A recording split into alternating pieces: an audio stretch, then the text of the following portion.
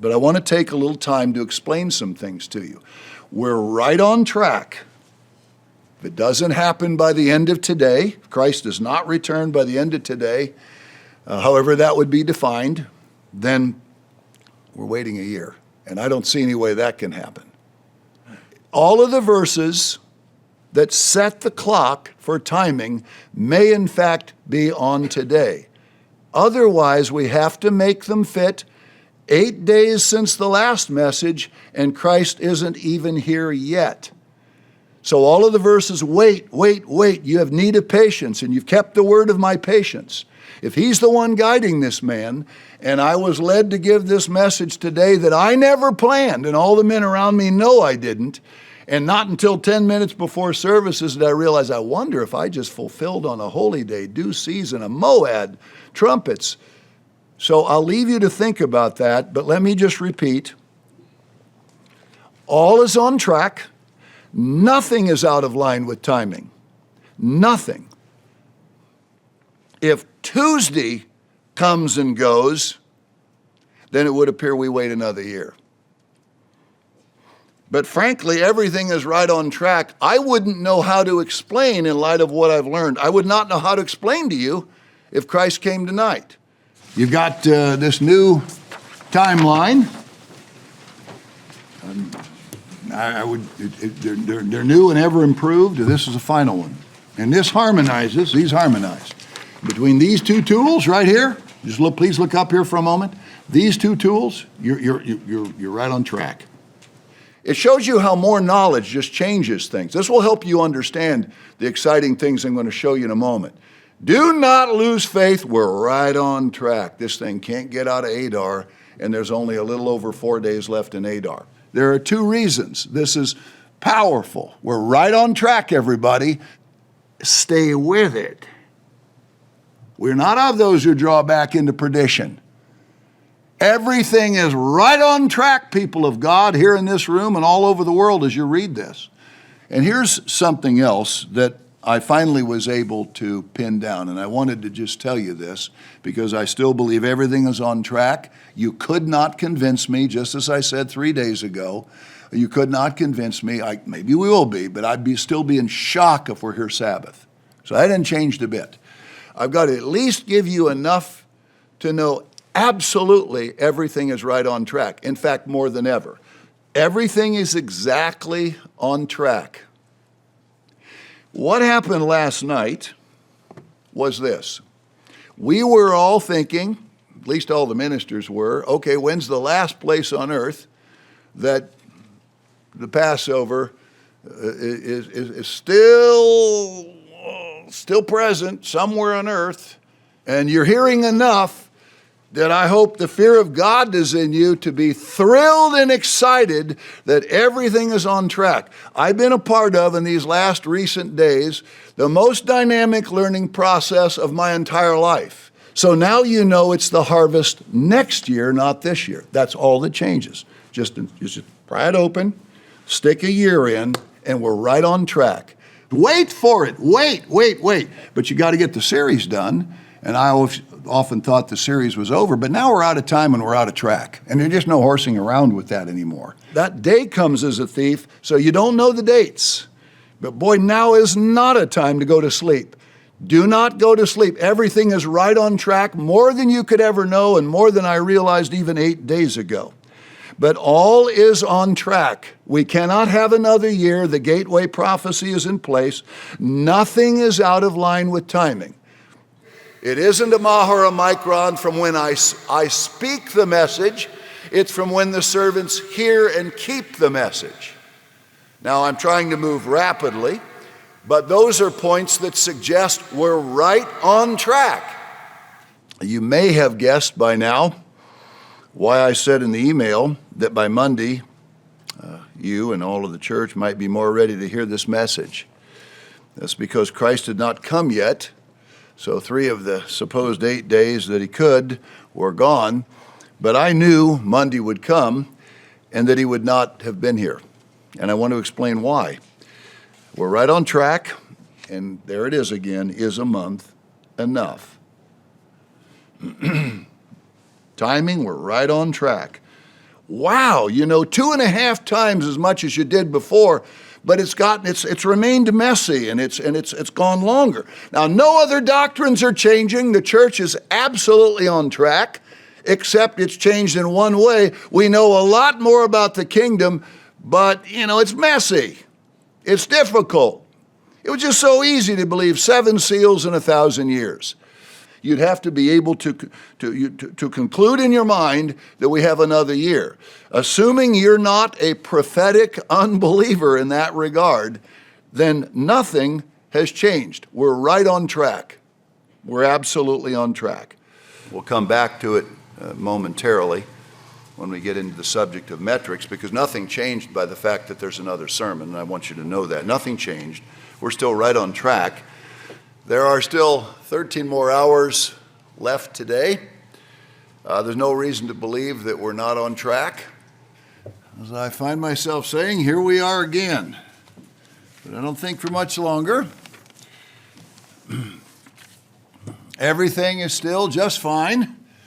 We are still absolutely on track. But I will say, who could have thought that this could still be true? But it is. I would not have thought we could get this far, and then once we did, and I learned the things that I did, I understood absolutely it was never going to be before this. This is part of the mystery of God, and it should be pretty clear by tomorrow that we're right on track with where we need to be. It just was never going to happen in Abib. Why did I learn all of this to start the 3rd week of the Feast of Weeks? If I'd have done it earlier, I wouldn't have seen it for what it was. I had to get to the 3rd week, understand the Feast of Weeks, the weeks of the harvest, the wheat harvest, and realize, wait a minute, we're right on track. We had to get through Abib. That's why I stood up on the little video on the Sabbath and told everybody, it's not going to happen. I knew it because we'd passed noon that day. And it isn't going to happen tomorrow in Abib 30 because I had come to understand 4 days ago we're waiting for an exact week to start so I could walk you through all that and we could waste time. But I'd rather just tell you we're right on track. It looks to me like it's tomorrow night, or we wait a year and then watch our enemies crow. Because I promise you there's at least one evil person in this church who's going to post this in a spirit of murder, and it'll be known before some of our brethren know. Every metric on all of our lists comports. The brethren around the world are right on track, but they're thinking this is Tuesday night. Because for a long time I said 3.5 days was the only thing I could figure until God said, nope, consider the middle of the month. This thing of how a prophet would rise yesterday is a relative thing, and the answer is maybe, maybe not. Maybe we're right on track. But if we are waiting for something to occur before Christ arises that would explain a cluster of verses, if we can prove this, maybe just prove we're waiting for something, then tomorrow night is impossible. And for the longest time, I could not figure it out. And it has to do with a spectacular mistranslation. And it also is going to bleed into helping you understand why we're still right on track. So, brethren, enjoy the picnic. And we'll post this immediately. Godspeed the next 24 to 30 or whatever it is hours. The mystery is resolved, and I will end as I started. I believe we are right on track. Good night. Well, I made 3, and that would be a kind of a minimal way of describing it, 3 of the most startling discoveries in the whole series. And we are still absolutely on track. In fact, you'll see more than ever how that track lays and why we are still on it. This literally is the last time I could either start or end a message with either of these two things. I still believe this year, or we're still on track.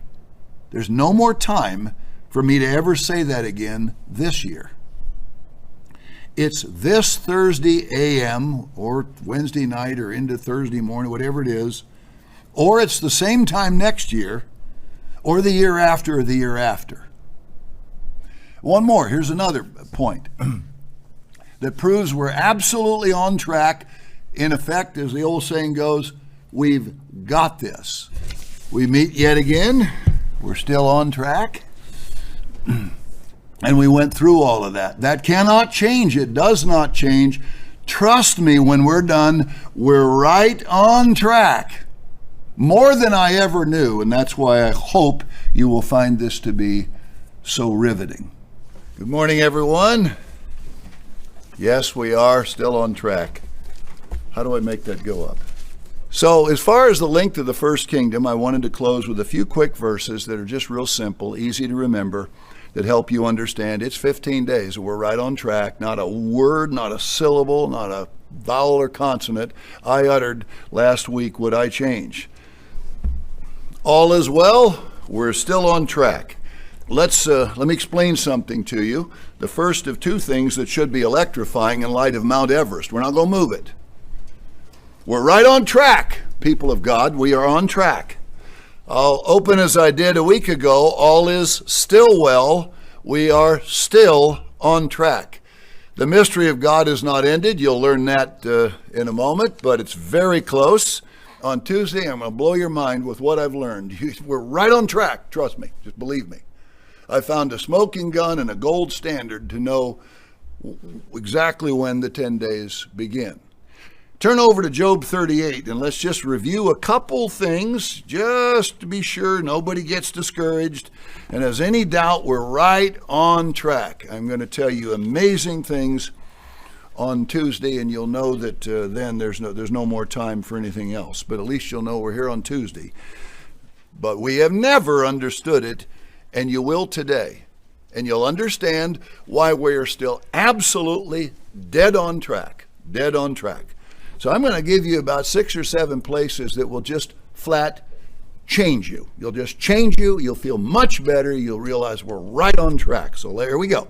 And now you know God can surprise all of us with a whole message. But we're still fine, brethren. Everything is still on track. I love to open saying that, knowing that it's true. But with more time than we thought, some new things can be explained and some old ones can be clarified. I thought maybe they were blessed at 1,335 days to the millennium. I was wrong. We've got that straight. We're still right on track with that understanding. No problems at all. It doesn't say it couldn't be a little after 71 years. So we're right on track according to a different metric. The sand's falling through the hourglass. Now, my prayers have still been answered, and we're still on track, but my prayers have always been the shorter the better. I just didn't realize until 20 minutes after Tuesday that we're almost certainly going to be here, and here we are. And all the people standing in that circle, I canvassed them, every single one of them after we talked for, 20, maybe 30 minutes. I don't think it was even that long. Everyone agreed that we had overlooked some things, and this mustard seed kingdom was going to be just that. So we're right on track. I went home Saturday night to what I'll call a David, Solomon, Jedediah moment where something occurred to me, kind of a final insight. And we're more on track than we even dreamed. But I have to make plain a now bigger kingdom to Israel picture. We're going to adjust slightly and reveal a powerful set of dates for this kingdom. But now with this 3 months, kind of resetting everything. I mean, you talk about Etch-a-Sketch in terms of our timing. We're right on track per what God was going to do. It's just God has inserted in front of us 2 months we could never pin down, we didn't see. I will show you an interesting translation, though, that does set up a fascinating translation problem. We're right on track. Well, I didn't think we'd be here today. I still think we're right on track. I absolutely do. But some surprising things developed. Some of the most breathtaking knowledge I've heard in my entire life has flowed in recent days and weeks. I hope you agree. That's pretty obvious that we're right on track, but just not in the way we thought. because what God is going to do is infinitely better. We got to add one little kingdom here that cannot be the year, and only God knows how long eternity is. So that's important. Tells us we're right on track. Okay, discomfort and great suspicion returned about something, and I want to explain it. Now, we're right on track. We understand the year we're in. We need 7 years to get to 2031, so we've got some things to talk about. But we're more on track than you might think. But all else holds from 527. Israel's escape is still in doubt, as referenced, but the saints are long settled, and then let's just say for the moment here, timing is still on track. First, I believe we are either waiting for before Sabbat 1, which is January 29th, before Sabbat 1, or also potentially just after it, but we're on track toward this time period for very different reasons. But we're right on track for very different reasons. I didn't want you to think, oh no, this is wonderful to hear, but we got a long time. So this is now Pentecost.